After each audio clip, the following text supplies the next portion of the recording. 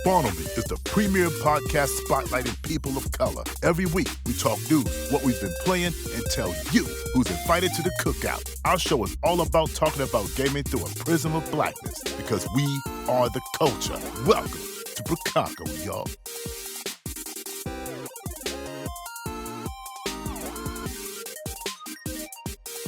What's good, Chicago? This is the Spawn On Me podcast. I'm your host, Kahlief Adams. What up, what up, what up? I hope you are all doing well. I hope you're all distancing. I hope you're wearing your masks. I hope you're doing all the wonderful things to keep Rona out of your life. I hope you're all having a wonderful, wonderful day. And I'm really excited to be rocking with y'all because I missed you all. I did not get a chance to stream the show for good reasons. Many because we had a show takeover this week with our homie Janae Benet hosting a Women of the FGC conversation on our channel. So thank you to Janae for holding it down, for bringing the fire, and for having so many wonderful guests on the show rocking with us as well. It was a great conversation. That information and that audio and video are going to be up on the feeds during this week as well. So make sure you check out that so we have more goodness for you rocking here. But today is all about the Xbox. Last week, we had the first glimpse at everything that was going on in the world of Microsoft and Xbox with their first party title showcase. It was something that we've all been waiting for since we got a chance to see the first announcement of the console. I was really looking forward to this because, again, we're still, a little bit of ways away from where we're going to wind up being in terms of next gen. Dropping in the fall with all the gear happening and all the equipment and all the new consoles and all the boxes are going to be coming out soon. But I still think that there's a fair amount of, people are still trying to figure out like what's this going to wind up being in this next part of the ecosystem in this next generation of games. And I am one of those people as well. I am really excited for the prospect of getting new consoles and getting new gear and having these new experiences and all this kind of stuff. And Xbox has now, a couple months prior shown us what the box is going to look like. And now we have a good idea of kind of what at least the first bunch of games are going to be looking like when they come out of the numerous studios in their first party studios lineup. So got up really early, turned the stream on, checked out everything, was watching and kind of bouncing across a whole bunch of streams to check out different parts of people kind of checking it out and giving coverage. Massive shout out to the fam, Paris Lily, for doing the pre and post game show over at IGN. Again, big things for my fam, Paris. Like, again, it's wonderful to see you cooking it out there and making it happen. Not cooking because we don't want you to do that, but massive love to you for rocking with the folks over at IGN again with more coverage. And I have to say, I came away with a lot of different thoughts about what we're going to wind up getting in this whole mix of things. One thing that we wanted to figure out, of course, was were they going to show Halo Infinite? Were there going to be any surprises in the mix? Which games were going to be the ones that everyone was going to be talking about and really excited for? And also, what was going to be the kind of timber of the conversation, not only from the folks directly in the Xbox showcase and the studios that were going to be profiled there, but of course, this is the best part about the internet, the scuttlebutt that happens before, middle, during, and afterward. And I think that was a really interesting space to be able to kind of like ingest all that while trying to figure out your own feelings for things. So this week, I'm just going to go over a couple of thoughts about each one of the games that I really thought was impressive or interesting, or sentiments that were happening within that conversation. And then right after that, we have an exclusive interview with Aaron Greenberg, head of Xbox marketing, as well, to talk about his conversations from that day as well. And we got him right after the conferences were happening, so it's raw emotions in terms of the conversations there. And Aaron, of course, is brilliant and fantastic. And again, thank you to he and to the Xbox team for giving us access to him to talk to him about all the stuff that we got a chance to see. So that is a great thing. So please remember to stick around for that. That's going to be at the later half of the show for sure. So let's just jump right all into it. This is kind of going to go in the order of my kind of excitement for the stuff that I got a chance to see, which Again, there were lots of different games during the conference. There was some that got shown a little bit before the conference even started, like Hello Neighbor 2 and some other titles that were there. But I think the ones that I plucked out are the ones that they showed the most of, the ones that had the kind of biggest impact, and really give you the idea around, what we're going to kind of see in terms of the conversation that's happening there. So there was one game in particular that I thought, as soon as it jumped out on screen, I was really excited about what was the visuals on this thing. I thought it was brilliant. I think it was gorgeous. I thought it was beautiful. The game is called As Dusk Falls. And it felt like one of those don't nod kind of games where you have this story about this couple, and you have this really interesting mix of all the kind of feelings that you have with an interactive drama. They talked about it has this kind of like painterly not even stop motion. It's just like this really interesting hybrid of lots of different art styles. And what I was really excited about, one, the main story protagonists, I guess, in a story like this looked to be an interracial couple, which I thought was interesting because that is something that you don't see often. And then found out later that the folks who were behind this game were some former Quantic Dream folks, which also adds another layer to the conversation as well, because that's going to be something that's going to get people, for good and for bad, in a interesting space to be able to talk about, whether they nail this in a way because of the folks that are going to be in that game. So that's another conversation there. But it's one of those games where you have this narrator kind of talking. You can tell it's the small black child who's having these conversations and thinking about and trying to figure out, what happened to her, or what happened to her family. And it looks like the conversation is one in which this other family that seems to be white tracks them down, has an argument, has a confrontation, and something happens to that interracial family where it looks like they are being held hostage. And something probably bad happens to them. And the child in the trailer looks to go speak to those folks years later after she's become grown. Super cool in terms of what they're trying to figure out in context there. I love, again, the art style looks gorgeous. I'm really excited about the potential story there, because I don't think that people don't really delve into those kinds of coming of age stories in that way, which I think is pretty brilliant. And I'm actually really hyped for what they possibly may do with that story. So As Dusk Falls, that's definitely on my high list of things during the show that I think was really well done and pretty brilliant. So that is one for sure.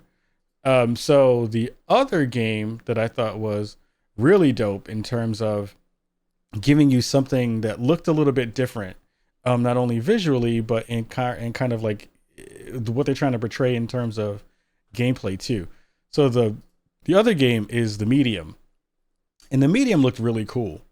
It looks cool because one of the main catch there for that game is that you're playing in two different worlds at the same time, which as a concept is really interesting, because usually what that happens in games is that you'll bounce between different settings, because you'll either go into a flashback moment or you'll go into the future. You'll do this time displacement thing where you will go find another thing to do while you're in the space at the same time.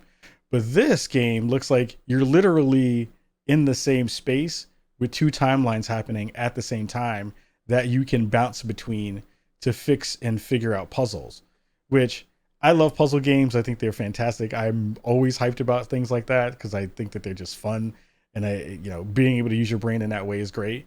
But having this kind of horror-based psychological thriller where you're having that jump between the two worlds, and I don't remember if it was like a play on, that person having some kind of psychosis or having some kind of problems, or she's her being haunted or something to that effect. But I really loved the way that they talked about playing around with time and playing around with space and playing around with the setting of a place, because you are literally in those two places. One of the things that I did see after the press conference was the devs talked about them only really being able to do this because of the hardware in the Xbox Series X, which I thought was, again, a part of the conversation and the narrative around how you want this to be shared, because this information, again, is like, who's going to spend their $500-$600, whatever the price of the console is going to wind up being, and they have an expectation for there to be a different quality. They have an expectation for there to be some new gameplay things that you couldn't do before because of the hardware limitations. And I think, one of the things that we talked about with Aaron Greenberg, and you'll hear about it later in the show, is, the expectation of what games are supposed to be going into next gen, as opposed to not necessarily what we're going to get, but there's always a ramp up, right? There is always a couple of first party games that kind of, not first party games, but like first games out of the box that don't necessarily utilize the systems or the power of the consoles in the first go round. Like, we all see what happened with Ghost of Tsushima and and Last of Us 2. Two games that probably would have looked very, very different in the beginning of the life cycle as opposed to where they wound up in the end of the life cycle.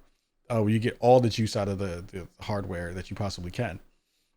So what games they kind of showcase now are going to be really telling, and we'll have that conversation for sure when it comes to Halo Infinite in a couple of minutes or so. But I think the medium from what they showed was pretty cool. Like, I think that they left me wanting to see more. They left me wanting to try to figure out, like, what's the story about, and what is the setting going to be about, and how are these characters going to interact, and what does it mean to be in two time spaces at the same time while I'm playing the game. So the medium was pretty cool. Like, I am actually fairly excited for what that game is supposed to be coming down the line. I do want to see what the gameplay parts are going to be for that game. I think that that's going to be really interesting for sure. Once we get a chance to hear more about that, that'll be really dependent on, whether I'm like all hands in on that one to see if that's going to be, what I'm thinking it is. Anything that gives me Silent Hill vibes, I'm automatically down for that. So anything in that vein is definitely good. So the medium, definitely going to check that out at some point as well. A really brilliant trailer actually that came out was one from the folks over at Double Fine. Massive love to Tim Schafer, who we're going to definitely try to get back on the show soon once Psychonauts is out into the world. Psychonauts 2 was shown and it looked really, really good. It looked super fun. They had this really dope behind the scenes of Jack Black going through the process of singing the song for the trailer, and for, I'm guessing, he's going to be singing a lot of stuff that's in the game. I'm a person who did not get a chance to play Psychonauts 1. I never played it. So I am not as familiar with the IP and with that game that most folks are. But I do think this, with all the things that are mixed up into that conversation, make me really want to check this out. Again, like, Double Fine in my mind doesn't miss. Like, they are like Annapurna, Guerrilla, Double Fine, NetherRealm. Like, those studios, if you say that you're about to put out a game, I am more than likely going to come check out your game because the pedigree that they have is just brilliant. So I love this kind of like psychedelic. It definitely felt like somebody was on some really good weed when they when they made this trailer. Like, I'm not even going to front on that at all. Like, they had the best chiba that you could find when they put this trailer together, because it just had that feeling of just like these psychedelic colors and this like Jack Black song that just felt super vibey, and it was like Woodstock and all these other cool things all at once. It was cool. Like, I want games to not be afraid to be pretty, and not be afraid to be whimsical, and not be afraid to dig into super weird stuff. Like, I miss games that were just weird for the sake of being weird. And Psychonauts 2 feels like it's definitely treading back into that space in a way that is going to look infinitely more gorgeous because it's going to be on the new hardware. And, again, that team with the ingenuity and the brilliance that they have within the space, like, they're going to kill it when it comes to Psychonauts 2 being a thing. So super hyped about that. That's going to be really cool. It's going to be fun to see what they do with the gameplay aspects of that thing.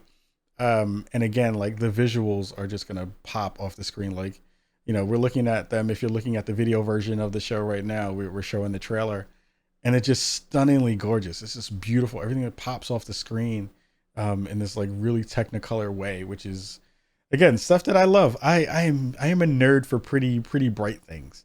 So once you do that, I'm super excited. So expect more information about Psychonauts 2 coming out soon.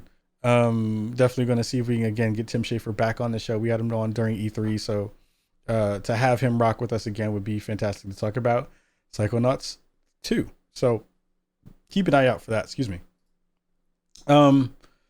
One game that came out that actually I didn't have an expectation because no one knew about this particular game during the show. Like there were rumors about some games that kind of came out.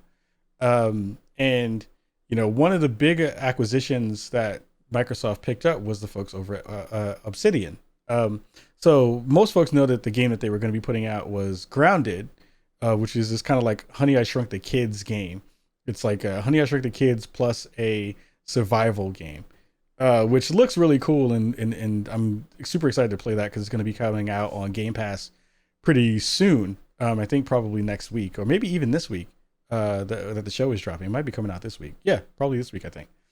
So Obsidian, again, like masters of all the first-person RPG games that we ever saw.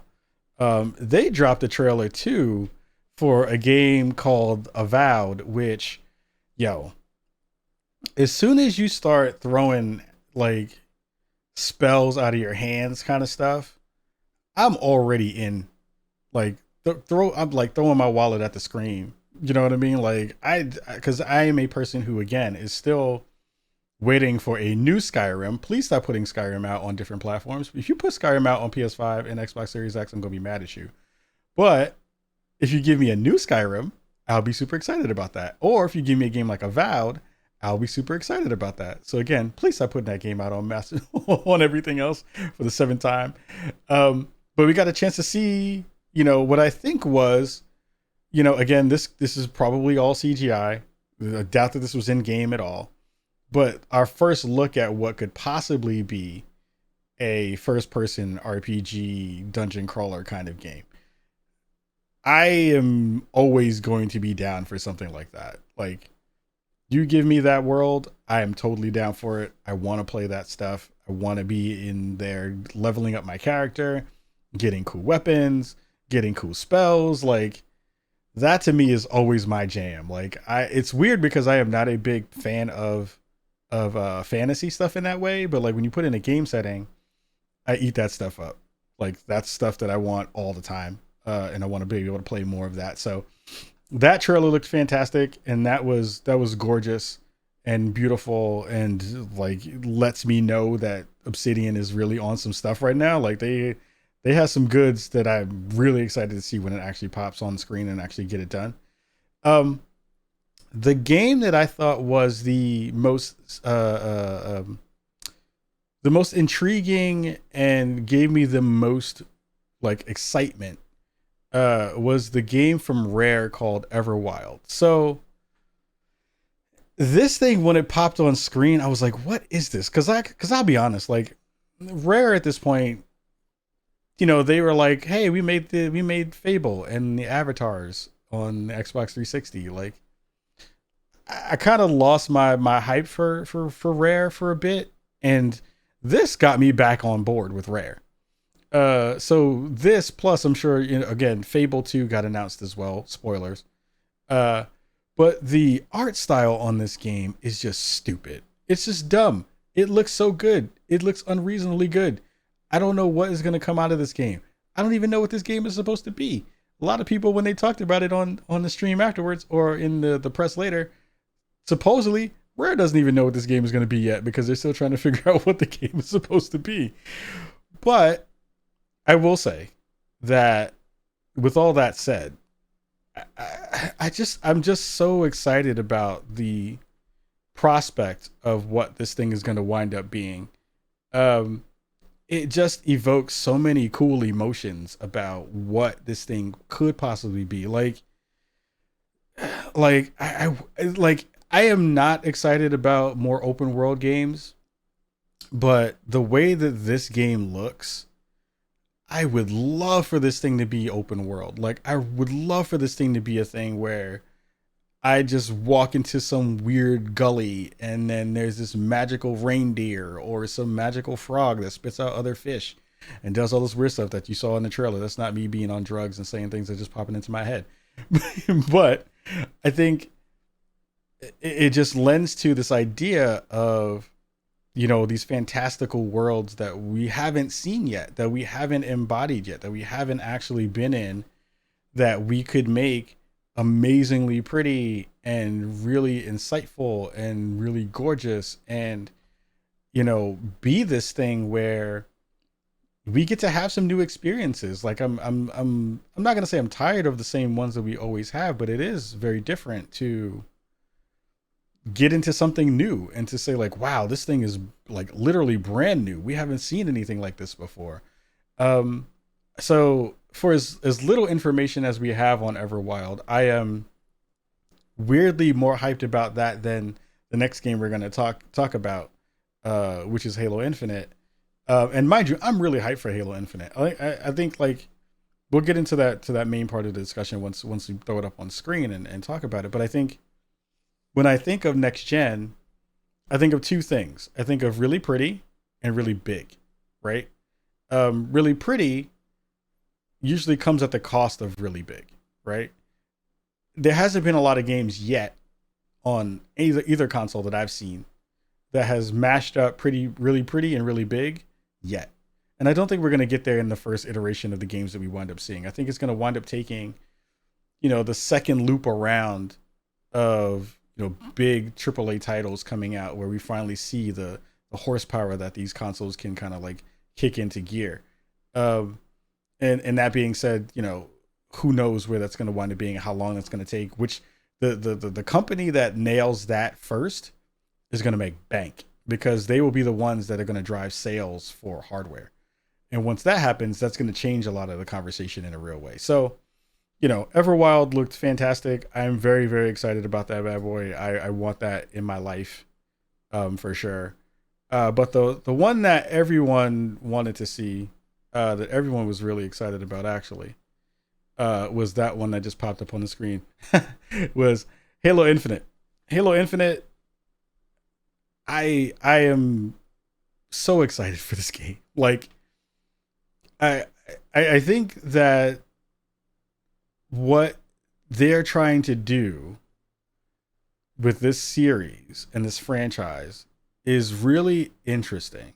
So let's cut to the chase. Let's cut through all the bullshit and get to the nuts and bolts of it. A lot of folks kind of came to this conversation having an expectation for Halo Infinite to be the like flagship title for the Xbox Series X. Now it should be, because there are expectations that go along with the Halo franchise and what that means as an IP to the Microsoft series of consoles, what it means to the brand, what it means to the mind share of gamers everywhere in that respect. Like, people have an expectation that when you say Halo, everything is supposed to be big and there's supposed to be bombast and there's going to be a whole bunch of it has baggage, basically. There's a lot of baggage actually towards the Halo franchise in a lot of different ways, good and bad. But I think when you think about the toe-to-toe franchises between Microsoft and Sony, Halo is the one for Microsoft that everyone kind of thinks about. And initially, when the Halo Infinite trailer came up, because he did about an 8-minute trailer, gameplay trailer, a lot of people were really not excited about the visuals on that game when it got into the actual gameplay sections. Now, the cutscenes look fantastic. The characters look amazing. Chief looks dope. Like, he has not looked this good since forever. But I think once you get into gameplay stuff, a lot of the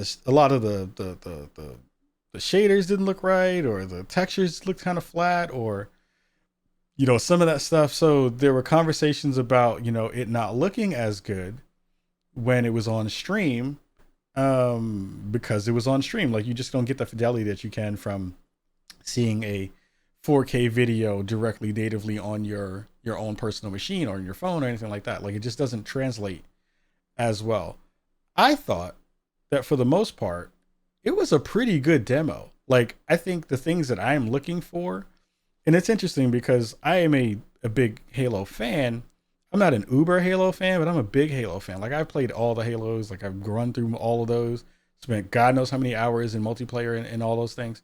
So that's where my love lies. Like, my love is always about MP. It's always going to be about multiplayer. Like, I like the campaign, but the campaign is not the thing I come to Halo for anymore.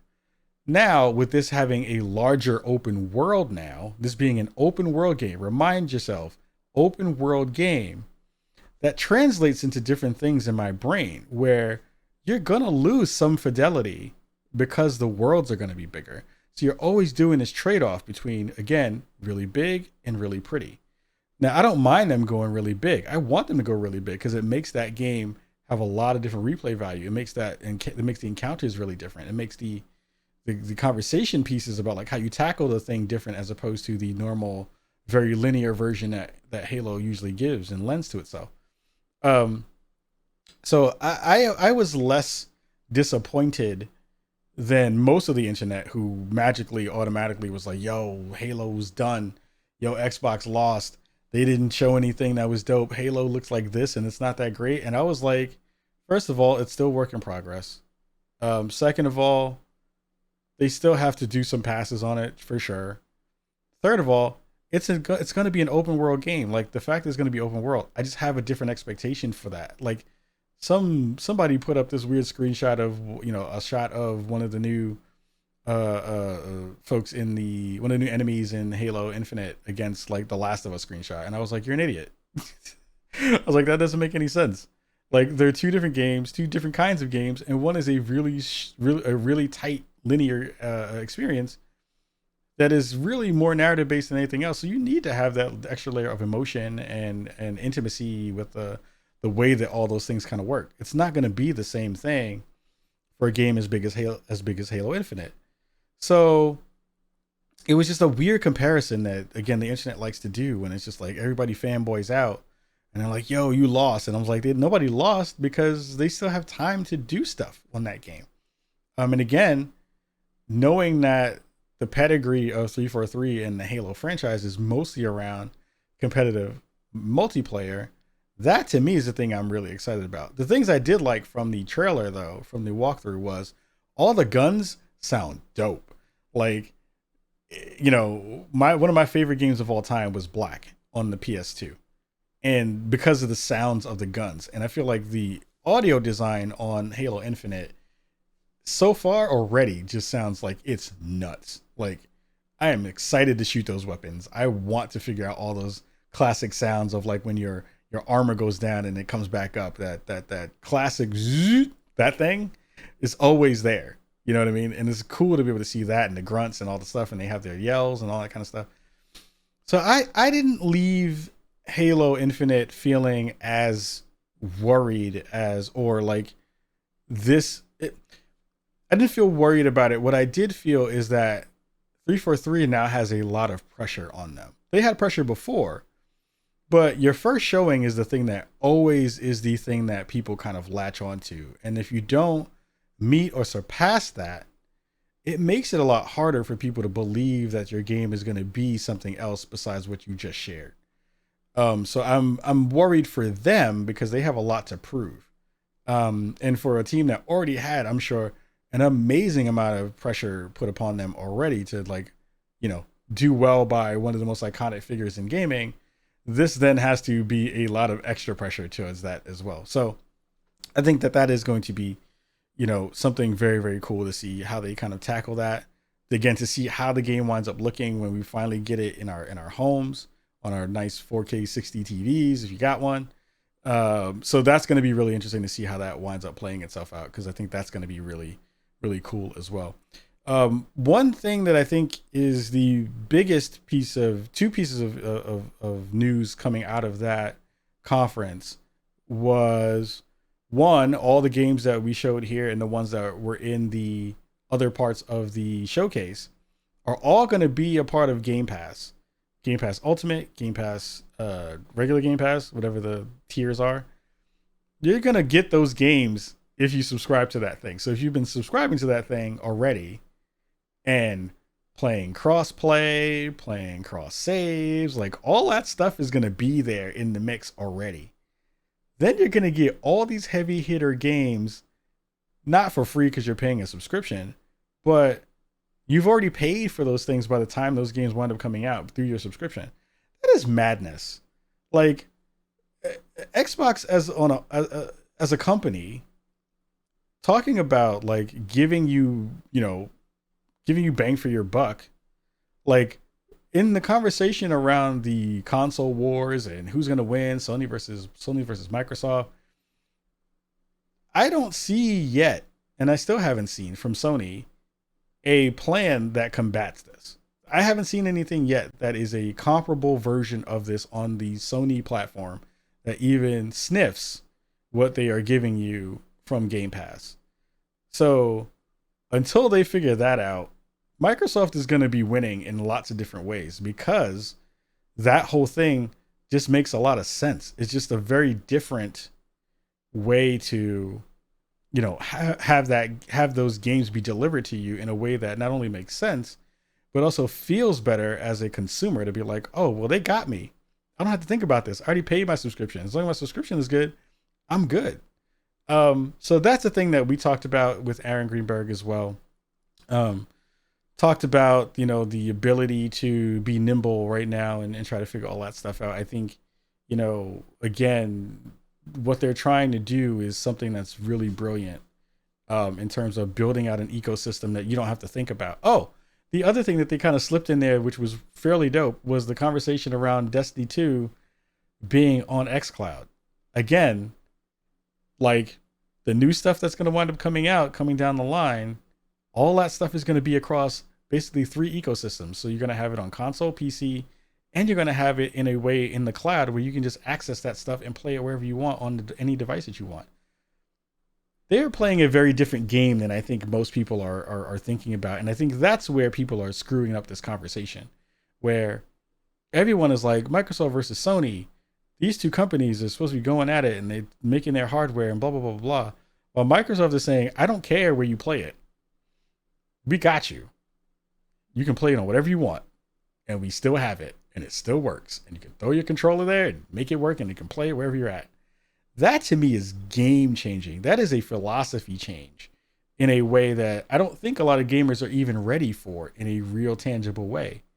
And I don't think they understand the value of that yet until that stuff starts to work. Like I remember VR being that way for me, where I didn't understand how cool VR was until I was like intimately engaging with it in a consistent basis. Now people have a taste of what that looks like from a kind of a ecosystem conversation from Xbox to PC and Windows to all that stuff. But I don't think that the cloud part to me is a thing that if more developers embrace that and make that a part of their plan. We see it happening with Cyberpunk 2077 with GeForce Now saying that they're going to have that day and date. That's new stuff.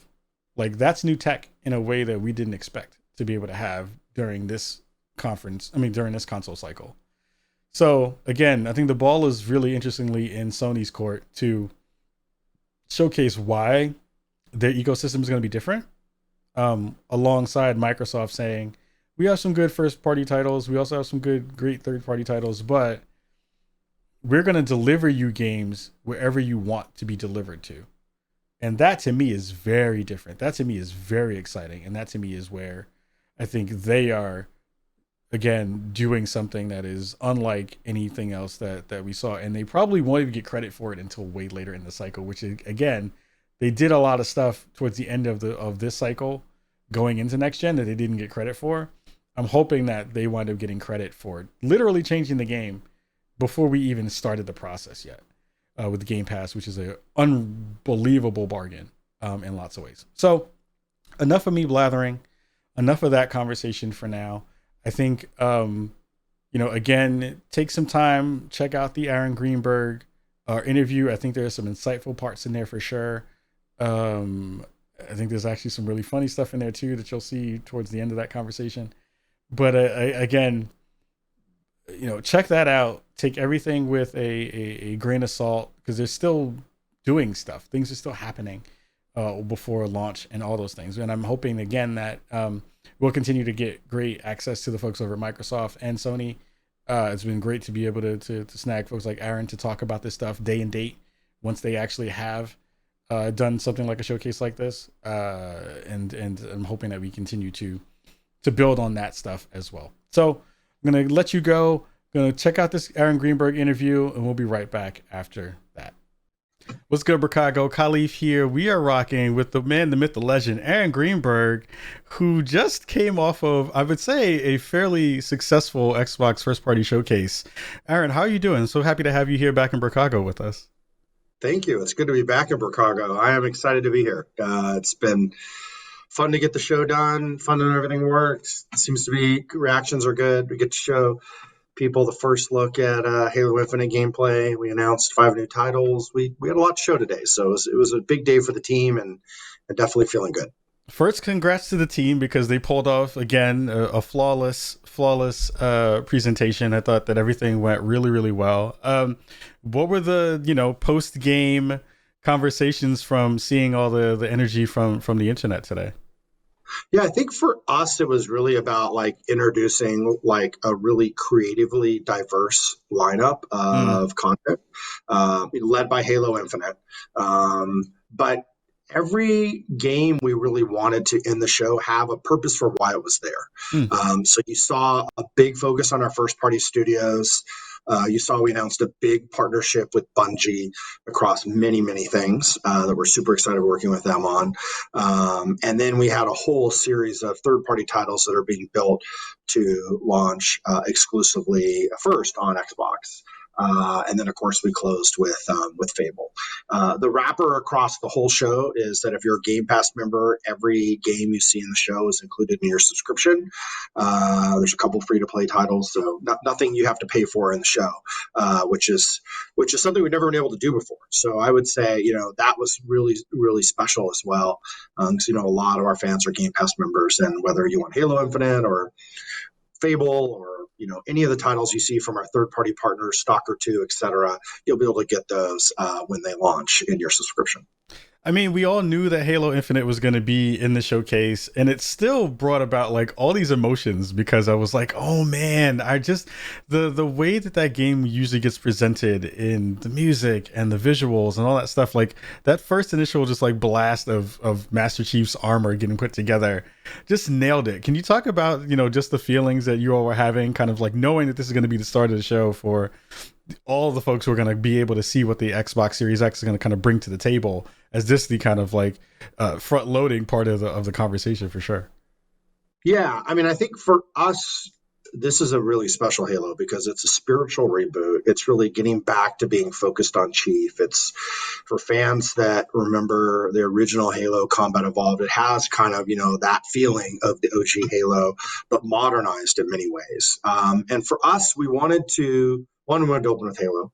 But that experience is about stepping inside the helmet, stepping inside and being Master Chief. And the fact that you play 100% as Chief in this game also gets back to kind of the core Halo roots. And so that was the setup of that kind of what we call our step inside piece that then set up the demo, the campaign demo. And I love what the team's doing, having more of an open, expansive world, kind of the Halo take on that.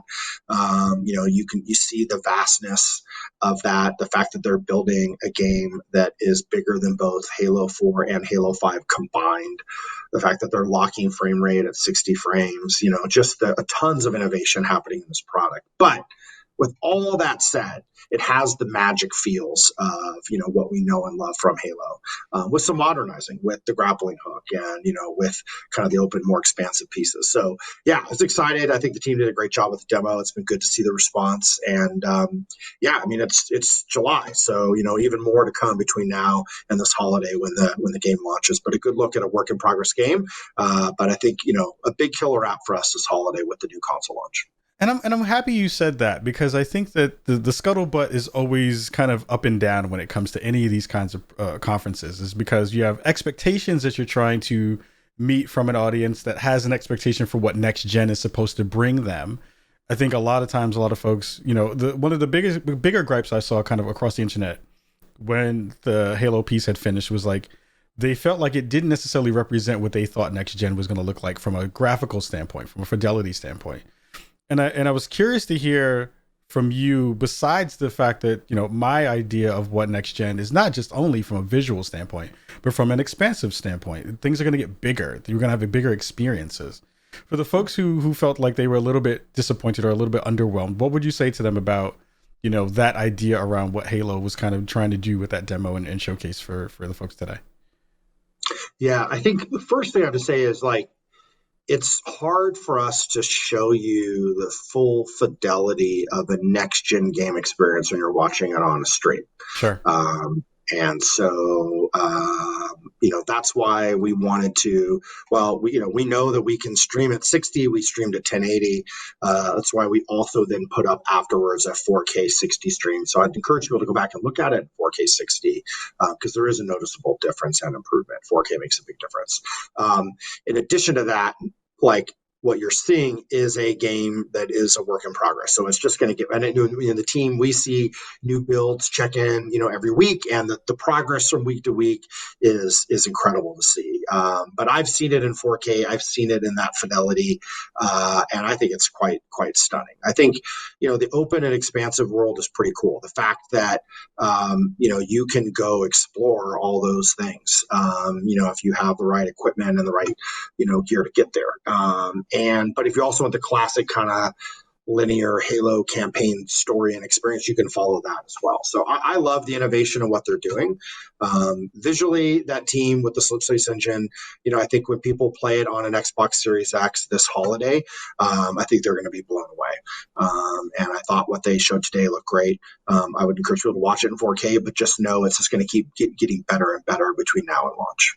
Yeah, and that's one of the things that I was really excited about, was the fact that it is going to be this more expansive campaign, and it's going to have, again, multiplayer, which is huge for anyone who's a big Halo fan, of all those things that are going to wind up being in that game. So I was kind of like tamping it down a little bit on the internet. I was like, calm down, folks. Like, there's so much stuff that still hasn't gotten the ability to be shown or shared yet. There's more things coming, so just hold on for a little bit. I think one of the other things that I found really compelling about not only the way that you showcased the games that you had today, but the conversation that you had in terms of this consistent way that you visually kind of shared when things are going to be coming out and where they're kind of be laying. Like, I thought that the idea of just having that smart delivery icon on some of the videos was a great way to tell people that, like, hey, if you're still in this current gen of ecosystem, you're going to be able to play this stuff when the new box comes out. How important was that to not only make sure that messaging was there from that perspective, but to have those conversations as a team to say, like, we're going to be kind of ahead of the curve with this messaging, that if you want to play that thing now, you can play it now, and if you want to experience it on the better hardware, you can do so too. Yeah, I mean, the console industry historically, in order to play games, you had to go buy new hardware. And so our approach has really been player first in these kinds of decisions. So we're going to absolutely build Halo Infinite natively to take full advantage of all the power and performance of Xbox Series X. And devs always want to optimize and push the high-end limits of what they can do on new hardware. Absolutely will do that. But at the same time, we know there's a huge base of fans that own an Xbox One and don't want to feel like they're locked out from being able to play the new Halo. So we're going to enable people to do that as well. Also give you the PC version with that player-centric approach. If you want to buy the game, you can. If you want to subscribe to Game Pass, you get it at launch. In either of those cases, we give you the PC version at no additional cost. Whenever you decide to upgrade to the next gen, if a year from now you decide 2 years from now to get an Xbox Series X, we will give you the Xbox Series X version of that game and all the upgrades at no additional cost. So that's really the way we've approached it, and really kind of changing the game as we think about the transition from one console generation to another. You do know that that's madness, right? Like you do know that from me.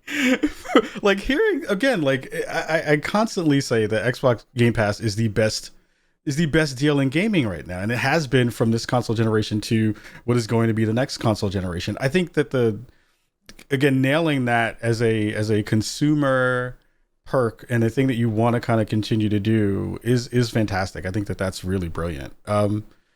One of the things that I did find not confusing, but I wanted some clarification on, if you could share, is during the show, there was, at certain points, there were conversations, or at least a piece of asset that would say console launch exclusive.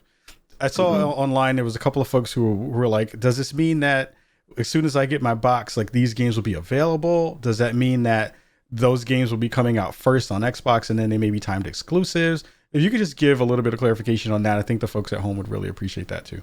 Yeah, absolutely. So obviously we have a set of games that we make for our first party titles that are just exclusive games made for our console. So that's where we invest, or our ecosystem, if you will. Then we have titles that developers need, in many cases, need to go focus on a platform, sometimes need funding to actually even make the games to get made. And they need a partner that can help them go make those games or make those games happen. And in exchange for that, they launch those games first on a specific system. We do this, Sony does this, Nintendo does this. We've always called those console launch exclusives, which means that they will launch exclusively first on Xbox. And so we have, funded, sponsored, whatever you want to call it. In many cases, some of these games would not actually be made if we didn't do this. So that's been our mindset and approach. In a console launch year, we know that can be a little bit confusing for people. So that's why we did, when Sarah Bond talked about it in her script, she said these games will be launching first, on Xbox or exclusively on Xbox, when they launch or whatever. But you're right, in a console launcher, it can get a little bit confusing, but hopefully that clarifies it. Some of those may be there at launch, some of the console, some of them may not, but they will launch first on Xbox, if that makes sense. Okay. Yeah, I think that definitely clears that up a bunch. Games that I was really excited for when I saw them, because I was just like, all right, I'm sitting there, have my coffee ready, getting ready to get down. And then Everwild shows up on screen. And my God, like, I know that a lot of folks are really excited about Halo. I personally felt like Everwild was the steal of the show. I think that they did a fantastic job of showing this really beautiful art aesthetic and this kind of this land that I didn't expect to be able to see. How cool is it to be able to see some of this stuff so early and then just understand it? Like, this is going to be in our portfolio. This is going to be in our lineup, and gamers are going to really go wild when they see this kind of stuff. Yeah, I mean, what Louise and the team at Rare is building with Everwild is something really unique and special. It is unlike any other game that's ever been made, and they have such a creative vision. And so we really think about that as like, how do we create like a greenhouse where they can sort of like ideate and create something special, but be protected, so we don't have a lot of people coming in and telling them what to do and how to do it. So we want to give them all the creative freedom to create what their full vision is. And Everwild is something truly special. I had the same reaction that you had when I first saw that asset. It's beautiful. It makes you want to play it, makes you want to go into the world, makes you want to learn more about what is this game. Like, it's so intriguing and so interesting and so unique and so like anything else I've ever seen. The appeal of that is really special.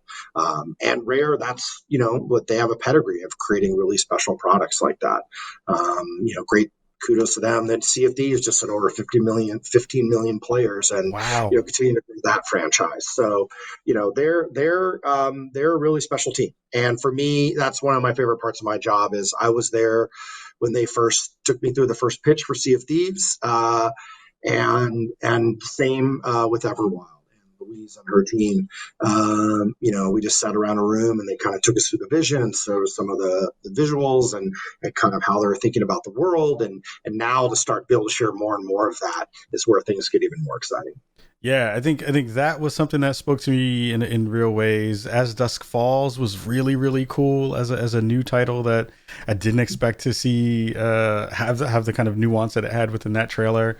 Of course, Forza looked gorgeous. And again, it's like weird because Forza is one of those games that I know usually comes alongside a console launch, but it feels like they're going to be pushing it back a little bit, just to give it more time and to hold off. Is that the case?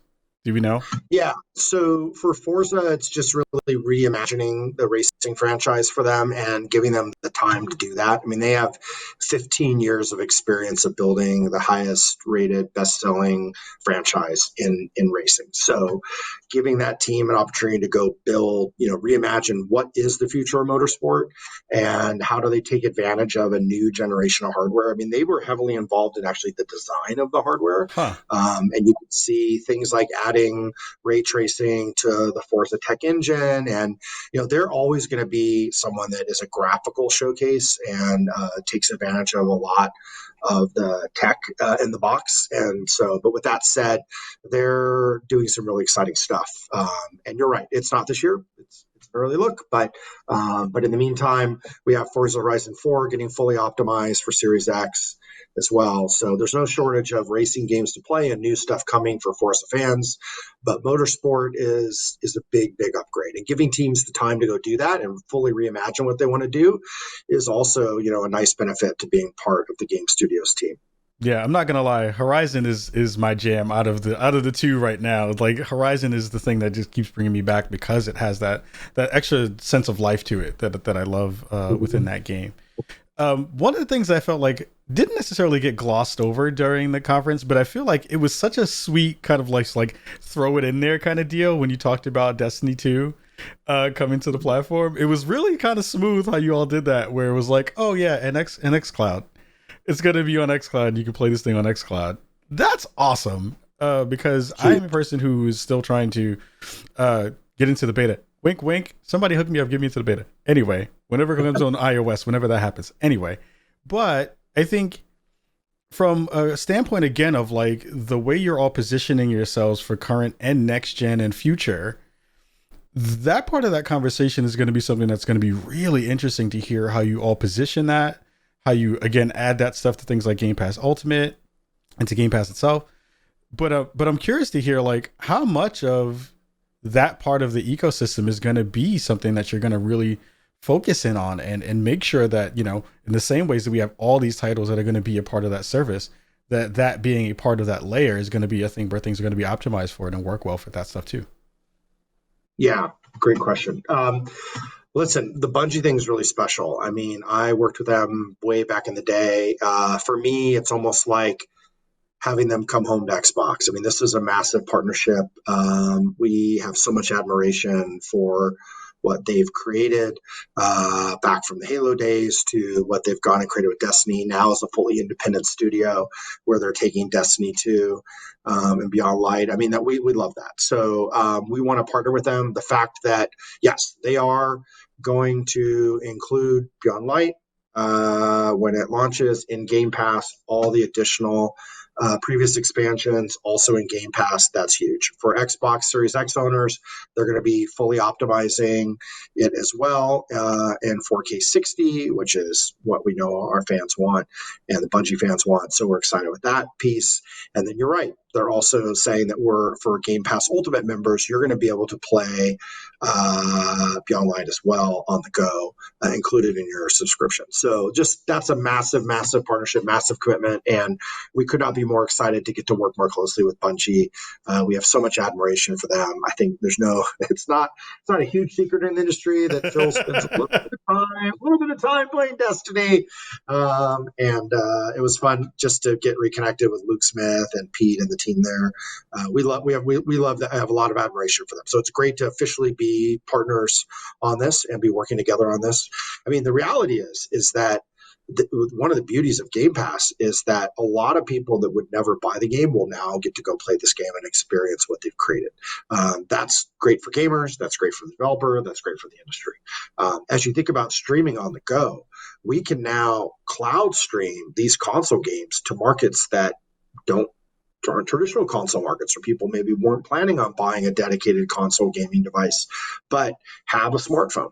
And so for us, that opportunity is huge as well. How can we go create more fans for Destiny around the world?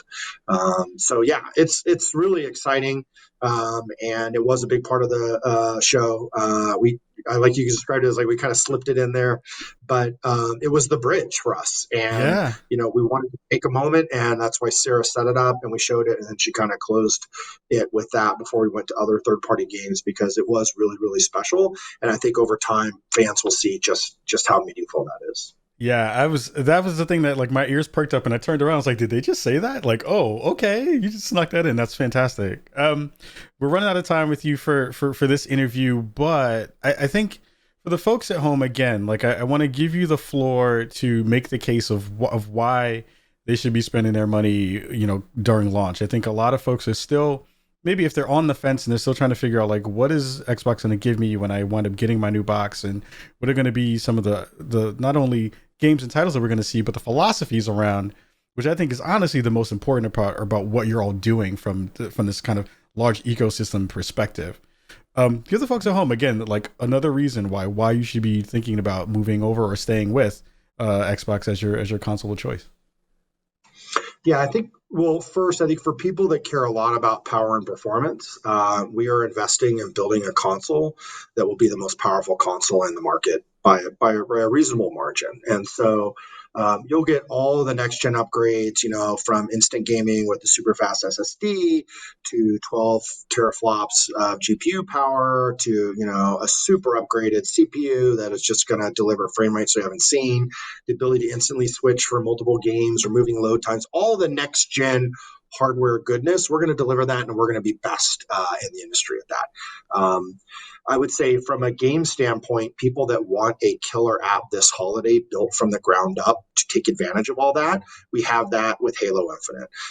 So that will be available this holiday with the launch of the system, and we'll take full advantage of that. I think from a philosophy standpoint, and I love that you said that matters probably more than anything, we are putting the player first in everything we do. And so that means we will include all of our first-party games at launch included in the Game Pass subscription. That means that we will let you upgrade to Gen 9 whenever you want to upgrade. We're also going to, for the first time in the history of video game consoles, have 4 generations of games all playable at launch. So the original Xbox that launched in 2001, the Xbox 360, the Xbox One, and now a new generation of games for Xbox Series X will all be playable day one at launch. In fact, we'll have more than 100 titles optimized this holiday for Series X as well. So, I think that's a pretty compelling reason, but also the value you get. Listen, for Game Pass, not everybody can go out right now and afford a $60 brand new game, or afford 10, 20, 30, $60 games. We're going to give you all those games included in your subscription. We're going to keep adding more value, more games. So from a first-party standpoint, we have more titles in our pipeline, more games than we've ever had. Game Pass keeps getting better and better. So we hope that kind of putting our players first long-term has good benefits, and that our fans will stick with us, and that we can earn new fans as well. So that's the pitch. Hopefully fans know this was one moment in time. We definitely have more time between now and launch, so people will see more of kind of the full fidelity and full detail of games taking full advantage of all the hardware. But I think you got a good sense of a lot of great games coming, a lot of stuff to be excited about for this holiday and beyond. Yeah, you nailed it. That's a great overview of all the things that people should have an expectation for once they get their console and ready to go. Last and final request that I will ask of you, since I have you here, is can we get a way to permaban Paris Lily from Xbox Live because of his cooking? I would love to figure out a way if we could just ban his IP because of his terrible ribs. And I would just love to know if you have any thoughts Are his ribs that bad? I didn't realize this was such an issue. I mean, we've been having this internet faux beef about beef on the internet for a long time, and I would say, as a personal friend, you, Aaron, I would say, please don't ever eat his food. Don't eat his ribs, because I care about your health. Friends don't let friends eat Paris's ribs. Is that what you're saying? just want to make sure I got that right. Oh, I'm getting that's a shirt now. That has to be a shirt. Yeah. I Anywho. mean, this is the kind of like life advice I need, Kahlief. So, yeah, this is great. By the way, I love Paris. I have known Paris from way back in the day, and Totally true. I love his perspective on stuff. I love his insight on stuff. But I'm going to say right now, I'm not sure about his ribs, and so I think you've really raised an important point that we should think about.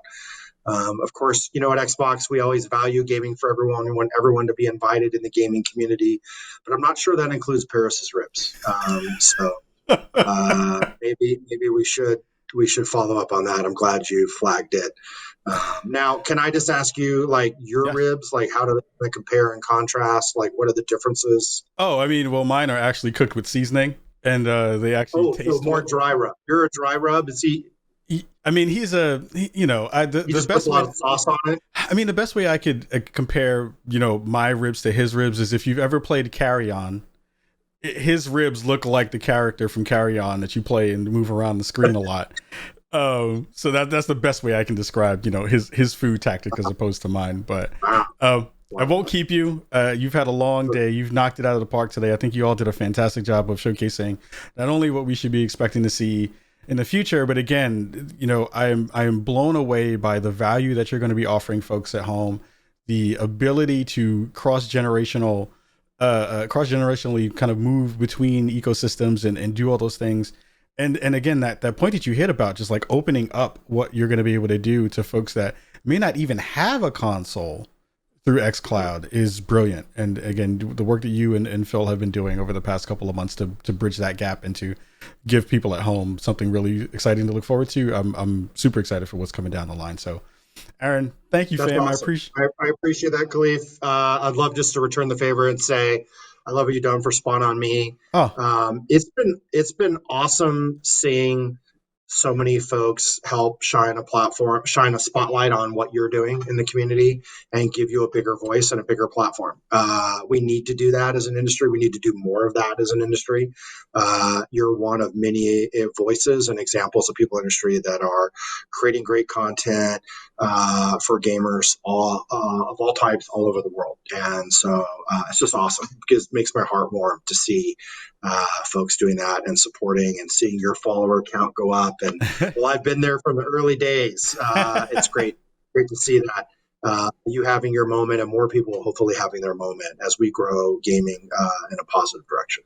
yeah, man. Thank you. Oh, thank you so much for that. That means a lot coming for you. I've been a fan of your work and everything you've done in this space for a very long time. So to have that compliment come from you it means a whole lot. Aaron, again, thank you so much for your time, man. We'll be bugging you more down the line when things get closer to launch and talking to you about all the things that are going to be coming out soon. And again, thank you so much for taking the time today. Awesome. Thank you. Good to connect. Same. Welcome back to the Spawn on Me podcast. Thank you so much to Aaron Greenberg for coming and rocking with us, man. Like I tell you, you know, yo, Paris, you gotta literally eat that and deal with it. But again, I think the things that I come away from that interview thinking again is just like they are figuring things out in a way at a breakneck speed that we are not ready for yet. I think we're going to see and we're going to hear, and it was great to hear Aaron talk about the philosophy of what they're trying to do, as opposed to just the kind of very binary, you know, we put a thing out and then they put a thing out. We put a thing out, then they put a thing out. Like, it's not about that anymore. And I think that to a certain extent, that leverage gives Microsoft a huge advantage to not only own the console space, but to own the mobile and PC space. I think his commentary about folks who don't even have the console will be able to enjoy Xbox titles in a way that they haven't been able to do before because they have it through the cloud. So if you even don't want to buy an Xbox Series X, of course they want you to, but if you don't even buy an Xbox Series X, but you still have a Game Pass subscription, Game Pass Ultimate subscription, you'll be able to play those things on your mobile devices, on your iPad, on your laptop, on your iPhone. That's crazy. That's madness. So again, like, I think they had a pretty good showing. I think it was pretty good. I think that they did everything they needed to do to kind of get things out the box and showcase that stuff. I think that was really interesting and well done. And again, like, bravo to them for putting on a good show during COVID. Like, it's not easy to be able to do that stuff, and it's not easy to be able to gather up all those folks and make everything look good and knock it out of the box. So massive shout out to the folks over at Xbox. Fantastic job, crew. Proud of y'all. I did a good job. But yeah, we're gonna get up out of here for now. I think there wasn't a lot of news this week in terms of that kind of stuff. I started playing Carry On, so I'll have some thoughts about that as well. Fall Guys, which just came out, they're gonna be on PS Plus. For the month of August. I don't know what days are in time anymore. They'll be free for the month of August, which is a fantastic game that everyone has been playing, who's been streaming it. I called it first, saying that Fall Guys was going to be dope, and I don't care what nobody else says because I said it first because I was the one at the digital booth, Devolver digital booth, and said it to the folks directly. I said your game is going to be fantastic. Again, make sure you're checking out our stuff on our merch channel, bit.ly/somemerch, SOMMERCH. Make sure you're doing that. We have a fantastic show next week with the president of Games for the president of Games for Change, Susanna Pollock, is going to be on the show. We did a pre-recorded interview with her that we'll release next week. And I'm sure that there'll be some games and stuff within the mix as well during that time. We'll also be co-producing and working with the dope folks over at the IGDA Foundation, working with them, the folks over at Shack News. We're going to be doing a 8-hour stream on Friday to be able to help them gather some money so that they can help devs from all around the world become better devs and do that kind of work as well. Also, I am going to be hosting and emceeing GDC Summer. So that information got shared last week, early in the week. And it was really nice to see all the love from everybody sharing out that they were super excited for me and really happy about that stuff. So big things are happening in Chicago. We're still moving forward. We got lots of things happening as well. And it's going to be a lot of fun pushing out dope content for you all and making things happen. So until next week, we will see you all again. Stay safe, be well, try to not do anything nuts out here, treat each other well. Eat some pork belly if you eat pork, because pork belly is fantastic. And again, as Aaron Greenberg said, friends don't let friends eat Paris's ribs. Mad love to you all. Peace.